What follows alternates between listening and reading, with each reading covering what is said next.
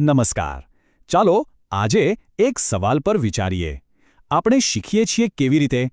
આજે આપણે એ જ શીખવાની પ્રક્રિયાના રહસ્યને ખોલીશું અને એના માટે આપણે બ્લૂમની ટેક્સોનોમી નામના એક ખૂબ જ જોરદાર મોડલને સમજવાના છીએ. યાદ છે, પરીક્ષા આવે એટલે આપણે કેવું ઘોખમઘોખ કરી નાખતા. પણ શું શીખવાનો મતલબ ખાલી ગોખી નાખવું જ છે કે પછી એનાથી પણ કંઈક વધારે છે? ચાલો આ સવાલનો જવાબ આજે શોધી જ કાઢીએ. તો આ સવાલનો જવાબ આપણને છેક 1956માં મળ્યો. કોણે આપ્યો? બેન્જામિન બ્લૂમ નામના એક મહાન શિક્ષણશાસ્ત્રીએ. એમણે એક એવું મોડલ બનાવ્યું જેણે ભણતરની આખી દુનિયાનો નકશો જ બદલી નાખ્યો. પણ આ બ્લૂમની ટેક્સોનોમી છે શું? ચાલો એકદમ સહેલી ભાષામાં સમજીએ. આ છે ને શીખવાની પ્રક્રિયાનો એક નકશો છે, એક ગાઈડ જેવું. એ આપણને કહે છે કે શીખવું એ કોઈ સીધો રસ્તો નથી, પણ જાણે કે આપણે સીડીના પગથિયા ચડી રહ્યા હોઈએ, એક પછી એક, બસ એવું જ છે. ચાલો તો હવે આ ટેક્સોનોમીના ઊંડાણમાં ઉતરીએ. એક કામ કરો, કલ્પના કરો કે શીખવું એ એક મોટો પિરામિડ છે અને આપણે એ પિરામિડના તળિયેથી એટલે કે એના પાયાથી શરૂઆત કરીને ધીમે ધીમે એની ટોચ સુધી પહોંચવાનું છે.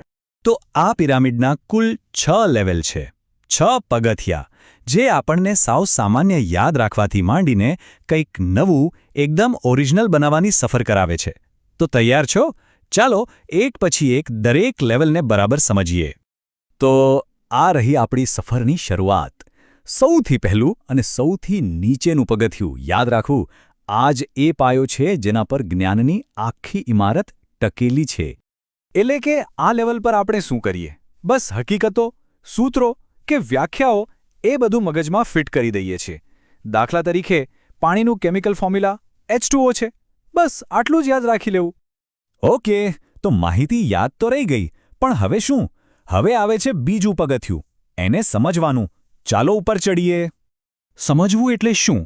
એટલે ગોખણપટ્ટીથી એક સ્ટેપ આગળ. સિમ્પલ છે. જો કોઈ ટોપિક આપણે આપણા કોઈ દોસ્તને પોતાની ભાષામાં એકદમ સરળ રીતે સમજાવી શકીએ ને, તો બસ સમજી લેવાનું કે એ આપણને બરાબર સમજાઈ ગયું છે. સારું, તો હવે આપણે યાદ પણ રાખી લીધું અને સમજી પણ લીધું.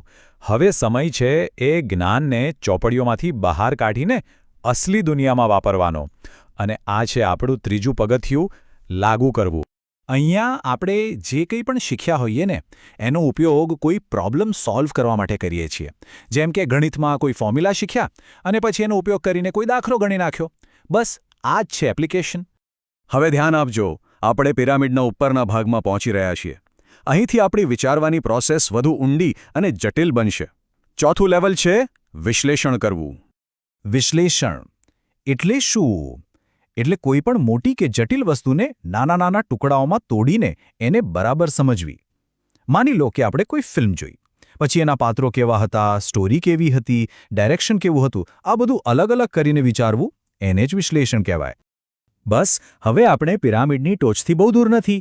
અહીં પહોંચીને આપણે નિર્ણયો લેતા શીખીએ છીએ. આપણું પાંચમું પગથિયું છે મૂલ્યાંકન કરવું.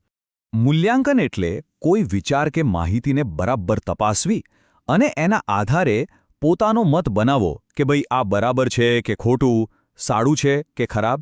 દાખલા તરીકે આપણને કોઈ સમાચાર મળે તો એ સાચા છે કે ફેક એ નક્કી કરવું. આ જ તો મૂલ્યાંકન છે. અને આખરે આપણે પહોંચી ગયા પિરામિડની ટોચ પર. વાહ!